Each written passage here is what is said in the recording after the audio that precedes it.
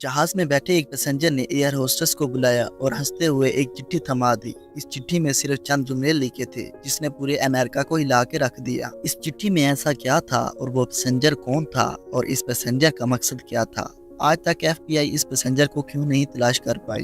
Hello hi नमस्ते अस्सलाम वालेकुम दोस्तों, मैं हूं इरफान और आप देख रहे हैं सर्चिंग विद इरफान। दोस्तों, अगर आप चैनल पर न्यू हैं तो चैनल को सब्सक्राइब कर दें और बेल आइकन को दबा दें। दोस्तों, एक शख्स जो बाज़ाहिर बिजनेसमैन लगता था 24 नवंबर 1971 में पोर्टलैंड एयरपोर्ट से सिएटल की टिकट बुक करवाई और सीधा जहाज में जाकर सबसे पीछे वाली सीट पर बैठ गया। उस वक्त डोमेस्टिक फ्लाइट पर किसी किस्म की सख्ती नहीं थी, ना पैसेंजर्स का सामान चेक किया जाता और ना ही इनकी आइडेंटिफिकेशन वेरीफाई की जाती। ये नॉर्थ वेस्ट ओरिएंट एयरलाइन का जहाज बोइंग 727 था जिसने पोर्टलैंड एयरपोर्ट से सिएटल तक का सफर महज 45 मिनट में तय करना था। उस शख्स का नाम डैन कूपर था। उसने जहाज में बैठते ही अपने लिए एक ड्रिंक ऑर्डर की और साथ ही सिगरेट जला लिया, क्योंकि 70s में जहाज के अंदर स्मोकिंग करना भी अलाउ था। ठीक 2:28 पर बोइंग 727 ने टेक ऑफ किया। जहाज के टेक ऑफ होते ही डैन कूपर पीछे मुड़ा और वहां बैठी एयर होस्टेस को एक लिफाफा थमा दिया। एयर होस्टेस का नाम फ्लोरेंस शोफनर था।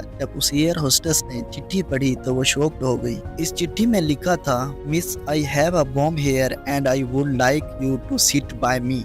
मेरे पास एक बॉम्ब है और मैं चाहता हूं कि आप मेरे साथ बैठें। जब एयर होस्टेस डैन कॉपर के सामने आकर बैठी तो कॉपर ने अपना ब्रीफ केस खोला तो इस ब्रीफ केस में एक बॉम्ब था। उस वक्त से जहाज बोइंग 727 हाईजैक हो चुका था और डैन कॉपर की 3 डिमांड्स थी। उसको 5 बजे से पहले $2 लाख कैश, 2 पैराशूट और सिएटल एयरपोर्ट पर एक रिफ्यूलिंग ट्रक रेडी चाहिए था। अगर ऐसा ना हुआ तो मैं बॉम्ब फाड़ दूंगा, डैन कॉपर ने धमकी दी। इस जहाज में डैन कॉपर के अलावा 35 पैसेंजर थे जिनको पीछे जहाज में होने वाले इस पूरे वाक़े का इल्म तक नहीं था। Air hostess Florence Dan copper की डिमांड्स को लेकर कॉकपिट में गई और कैप्टन को सारा मामला बताया। एक और एयर होस्टेस जिसका नाम टीना मकलाउ था, वो एक इंटरकॉन लेकर आई और डैन कॉपर के साथ बैठ गई, जो पायलट और डैन कॉपर के साथ कम्युनिकेशन का काम कर रही थी।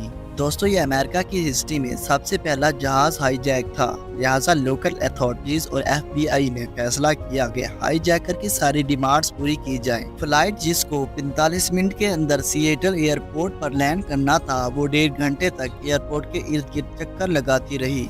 जहाज में मौजूद 35 पैसेंजर को बताया गया कि टेक्निकल प्रॉब्लम की वजह से लैंडिंग लेट हो रही है। इस दौरान सिएटल नेशनल बैंक से रकम को लिया गया और तमाम नोट्स के सीरियल नंबर्स को नोट कर लिया गया और इसके साथ साथ 2 पैराशूट का अरेंज किया गया। 5:45 पर जहाज को लैंड करवा लिया गया। डैन कॉपर की डिमांड्स के मुताबिक इसे पैसों से भरा एक बैग और 2 पैराशूट दिए गए और जहाज के फ्यूल को रिफिल कर दिया गया। इन डिमांड्स के पूरा होने के बाद डैन कूपर ने 35 पैसेंजर और 2 क्रू मेंबर्स को जहाज से उतरने की इजाजत दे दी, जबकि पायलट्स और 2 क्रू मेंबर्स को जहाज में ही रहने का कहा। रात हो चुकी थी और जहाज एक बार फिर से टेक ऑफ कर गया। डैन कूपर ने एयर होस्टेस के जरिए पायलट तक खास इंस्ट्रक्शन भिजवाई।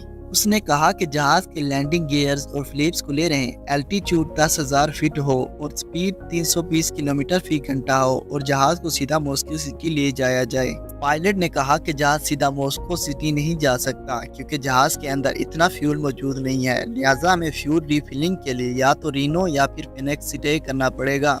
डैन कूपर ने रीनो पर स्टे करने का कहा। दूसरी तरफ फेडरल और लोकल अथॉरिटीज भी अपना काम कर रही थी। जहाज के पीछे 2 फाइटर जेट को भेजा गया। रात के वक्त जहाज रीनो की तरफ बढ़ रहा था। डैन कूपर ने पास बैठी टीना मकलाउ होस्टेस को कॉकपिट में जाने का कहा। जब टीना कॉकपिट का दरवाजा बंद करते हुए पीछे मुड़ी तो उसने देखा कि डैन कूपर अपनी कमर पर पैराशूट बांध रहा था। इसके बाद जहाज की सीढ़ियां खुली और डैन कूपर ने वहां से छलांग लगा दी। उसके बाद से लेकर अब तक डैन कूपर को दोबारा कभी किसी ने नहीं देखा, ना ही मुर्दा और ना ही जिंदा। जहाज जब रेनो एयरपोर्ट पर पहुंचा तो जहाज की तलाशी की गई। जहाज में ना कोई पैसा था और ना ही बॉम्ब, बस जहाज में एक पैराशूट और डैन कूपर की टाई थी और उसके साथ बहुत सारे सिगरेट बट। आखिर डैन कूपर कौन था जो पूरे अमेरिका को धोखा देकर कहां चला गया? ये case federal bureau of investigation का वो केस है जिसको आज तक बंद नहीं किया गया। उम्मीद करता हूं दोस्तों आपको ये इन्फॉर्मेटिव वीडियो पसंद आई होगी। इस तरह की इन्फॉर्मेशन से रिलेटेड वीडियोस को देखने के लिए मेरे चैनल को सब्सक्राइब कर लें। तब तक के लिए इजाजत, मिलते हैं अगली किसी ऐसी इन्फॉर्मेटिव वीडियो में।